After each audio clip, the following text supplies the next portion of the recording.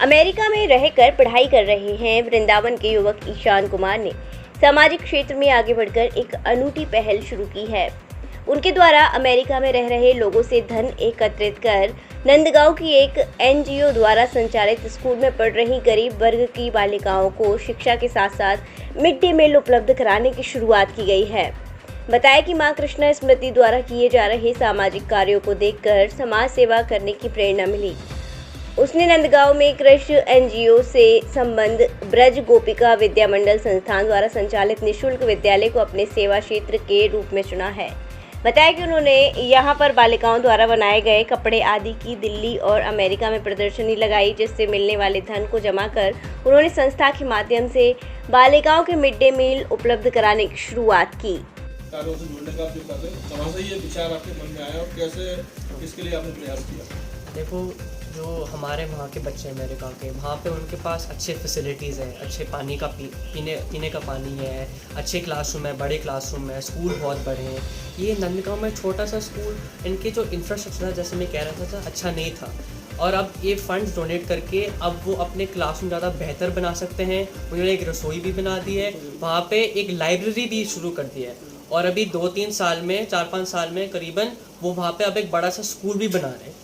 तो आपके मन में ये विचार कैसे आया कि कैसे इस संस्था से जुड़कर कैसे इसकी मदद की जाए? क्या इसके लिए कहाँ से आपको प्रेरणा मिली, कहाँ से इंस्पिरेशन मिला इसके लिए? मेरी मम्मी से, क्योंकि वो एनजीओ में काम करते थे, वो भी सबकी सेवा करते थे, तो मेरे को भी अपनी मम्मी की तरह वृंदावन की लड़कियों को सेवा करना। तो आपने पहला जो प्रयास कहाँ से किया? मतलब दिल्ली हाट में आप बता रहे थे कि आपने वहाँ जो हैंडीकैप थे उसको बेचा, तो पहली कमाई कितनी हुई और उसके बाद जो आपको खुशी मिली उसके बारे में?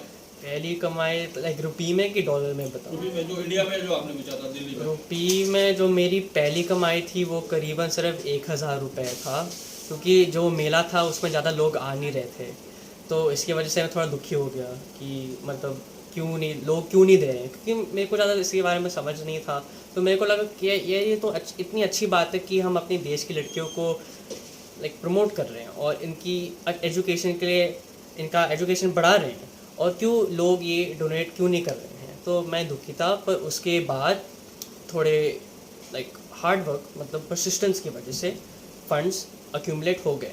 और अच्छी बात ये भी है कि अमेरिका में जब मैं गया था वहाँ तो और भी ज़्यादा फंड्स मैंने अक्यूमुलेट किए, क्योंकि वहाँ के लोग ज़्यादा वहाँ के लोग समझ सकते हैं, क्योंकि वहाँ के लोग बहुत डाइवर्स है, अलग अलग देशों से आते हैं। जहाँ जैसे वहाँ एक बंदा था साउथ अफ्रीका से, वहाँ की अगर आप एजुकेशन देखोगे, एजुकेशन तो अच्छी है पर फैसिलिटीज़ अच्छे नहीं हैं, तो इसकी वजह से उनको भी लाइक समझ आया था, और उन्होंने फिर फंड्स मेरे को दिए थे और मैंने एक्यूमुलेट करके उनको डोनेट कर दिया था। अभी आप 12th की पढ़ाई रन कर रहे हैं, इसके बाद आगे क्या फ्यूचर में क्या प्लानिंग है इस तरह की एनजीओज़ के लिए? और हाँ, तो अभी मैं अपनी 12वीं करूँगा, 12वीं करके मैं कॉलेज में जाऊँगा।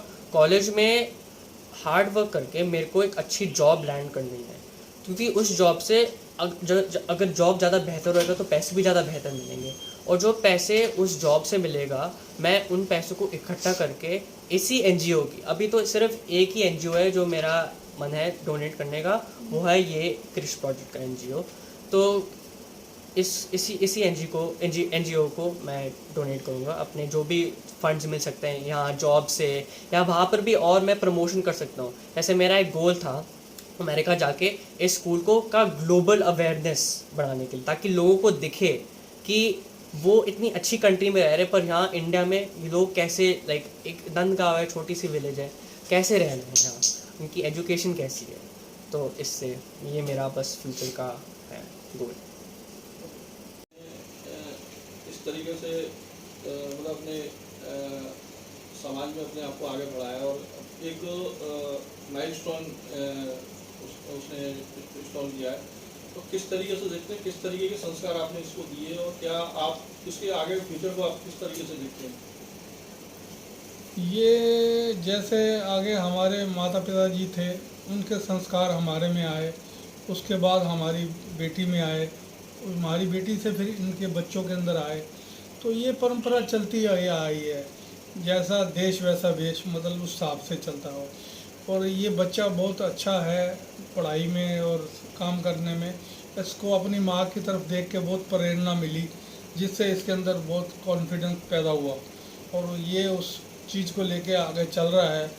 मुझे बहुत उम्मीद है कि भी ये आगे जब इसकी जॉब लग जाएगी और अच्छा अर्निंग करेगा, और ये वृंदावन के अंदर जितने भी अच्छे अच्छे NGO हैं जो जिनको पैसों की ज़रूरत है, ये उनकी सेवा करेगा। ये हमारा आशीर्वाद है और ठाकुर जी की कृपा से ये आशीर्वाद इस पे बना रहे, यही हमारी इच्छा है।